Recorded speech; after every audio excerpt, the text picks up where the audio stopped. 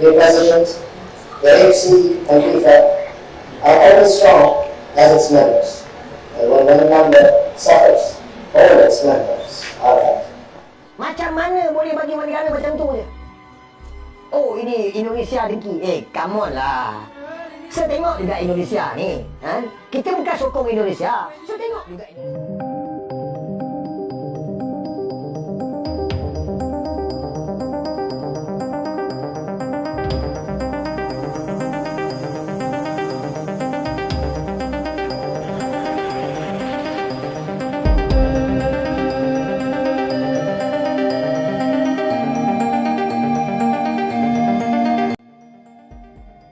Gara-gara Indonesia jadi tuan rumah Piala Dunia, Malaysia dan AFC kompak tolak keputusan FIFA. Meksiko dan Amerika ditolak dunia usai melakukan hal ini sampai sebut Indonesia begini. Namun sebelum kita lanjut ke berita terlengkapnya, alangkah baiknya bagi kalian untuk menekan tombol like terlebih dahulu.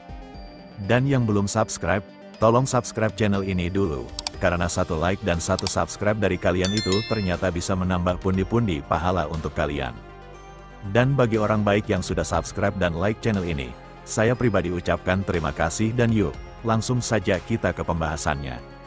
Narasi itu hidup terlalu lama, namun narasi itu tidak bisa hidup berdampingan dengan status tuan rumah Piala Dunia. Raksasa tidur tidak menggelar turnamen terbesar di dunia. Raksasa tidur tidak menjadi pusat perhatian global. Salah satunya harus berakhir. Ucapan selamat dari Thailand dan negara-negara ASEAN lain menjadi penanda senyap bahwa era lama telah ditutup.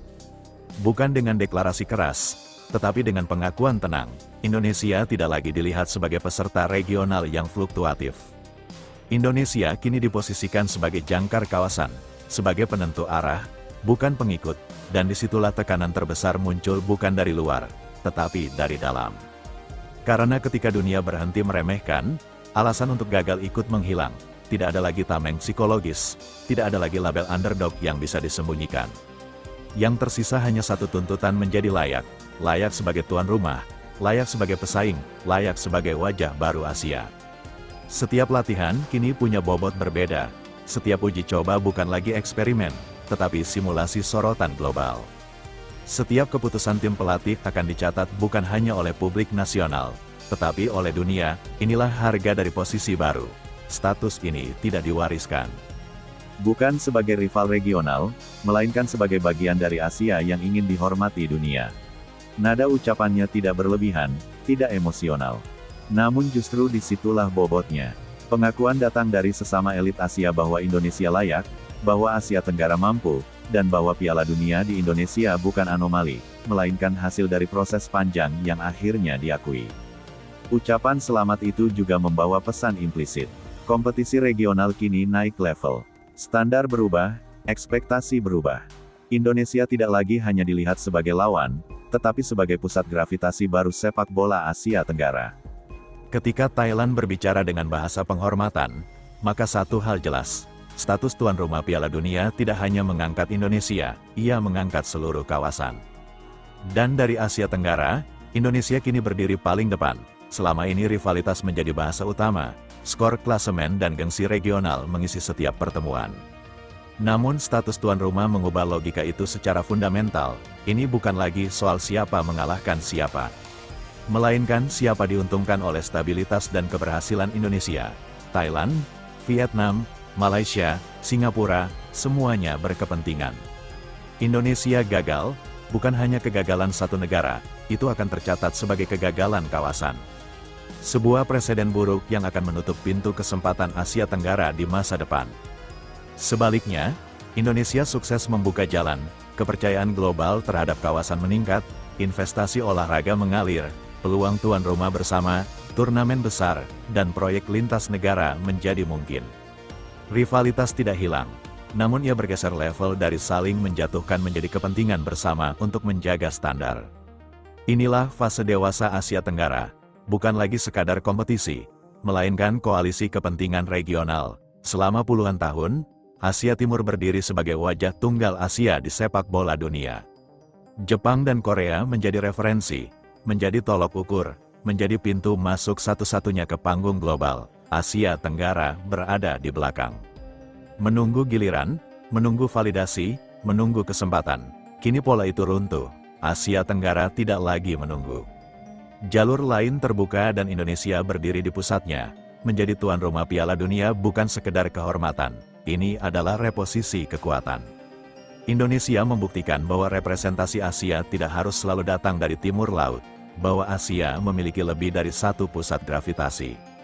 Ucapan dari Thailand bukan basa-basi regional, itu pengakuan diam-diam bahwa peta telah bergeser. Bahwa Indonesia tidak lagi berada dalam antrian yang sama, melainkan telah melangkah ke depan. ASEAN kini tidak lagi menatap Jepang dan Korea sebagai satu-satunya cermin. ASEAN menatap ke kawasan sendiri dan pusatnya ada di Indonesia.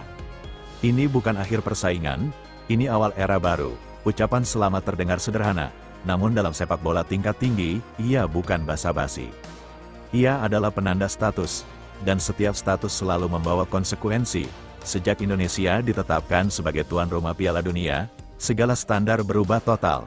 Bukan bertahap, bukan perlahan, berubah seketika. Indonesia tidak lagi boleh tampil sebagai negara berkembang.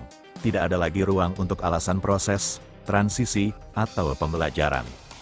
Setiap pertandingan timnas Indonesia kini dibaca dengan kacamata tuan rumah. Setiap sentuhan, pergerakan, dan keputusan taktis dinilai dengan standar tertinggi.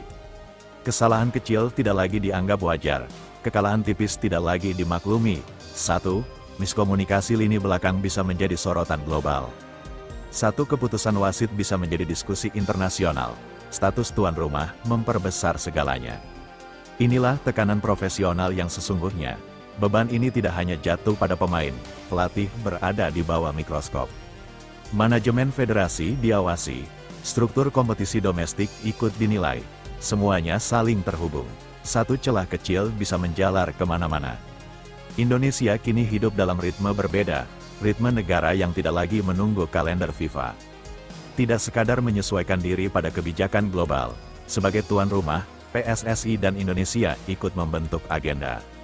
Menentukan waktu, menetapkan standar, mengatur alur persiapan, ini perubahan struktural bukan simbolik, dan Asia Tenggara ikut merasakannya, karena ketika satu negara di kawasan naik level, kawasan lain ikut tertarik masuk ke orbitnya. Indonesia menjadi pusat gravitasi baru. Standar yang dipasang Indonesia akan menjadi tolok ukur regional. Dalam narasi lama, Indonesia sering disebut raksasa tidur. Potensi besar namun tidak konsisten. Penuh talenta namun kurang sistematis.